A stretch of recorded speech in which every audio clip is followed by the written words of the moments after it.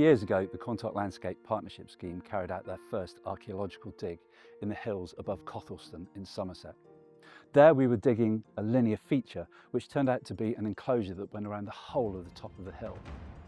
Now as the scheme comes to an end, we're back in Cothlestone for one last dig.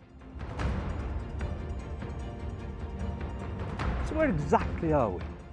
So we are actually on the land that forms part of the old Cothlestone estate, Cothlestone Manor. So Cothlestone Manor is just behind us here, and we're about, well, probably less than a mile from the top of Cothlestone Hill where we were digging in 2021. Okay, so I've looked at Google Maps and I've looked at LiDAR, and Google Maps shows nothing, LiDAR shows nothing. Why are we here? So the reason that we're here is to investigate crop marks.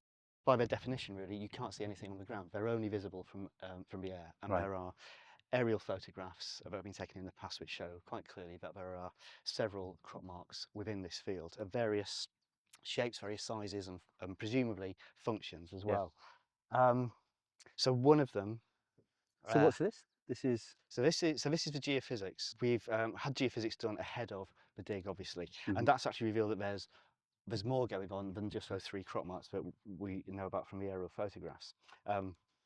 These are our three main crop marks. One of them you can see is almost perfectly circular, and is very likely what we call a ring ditch.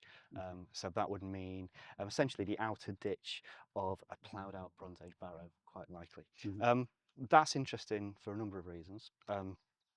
Firstly, if it is the remains of a barrow, it's bigger than any of the ones that we know about that are still extant across the rest of the hills. So that's quite intriguing.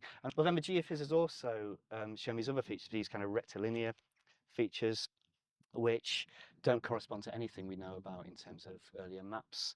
So they presumably must be at least over 200 or 300 years old. Again, they could quite likely be Roman based on their kind of form, but until we dig, we're not going to know. So Roman, medieval, potentially. further back?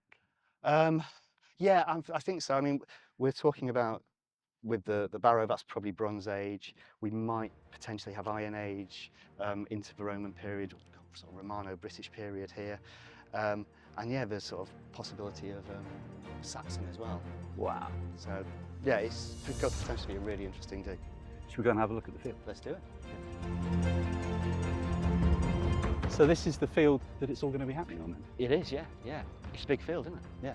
And it's surprising, you said about the fact that this part is raised, and it's not until you actually get here that you see that it really is quite raised. Yeah, it is. I am more excited about this dig, I think, than I've been on any of the others that we've done, because there is so much potential here. Yeah, absolutely. I think also the idea of potential surprise, we don't really know what we're going to find, whereas I think previous digs we've had a fairly good idea. Yeah. This one, yeah, it has the potential to reveal lots of interesting information. So in just over a week's time, what's this place going to look like? It's going to be a hive of activity, isn't it? Cannot wait. Yeah, it's going to be a good one. Let's do it. Okay, let's do it.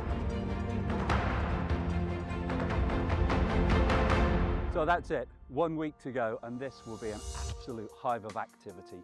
So thank you for watching to the very end of this. If you're coming on the dig at some point over the next 2 or 3 weeks, can't wait to see you. If not, follow us here on YouTube, on the Cothlestone Landscape Partnership Scheme's social media, and it will all be on there.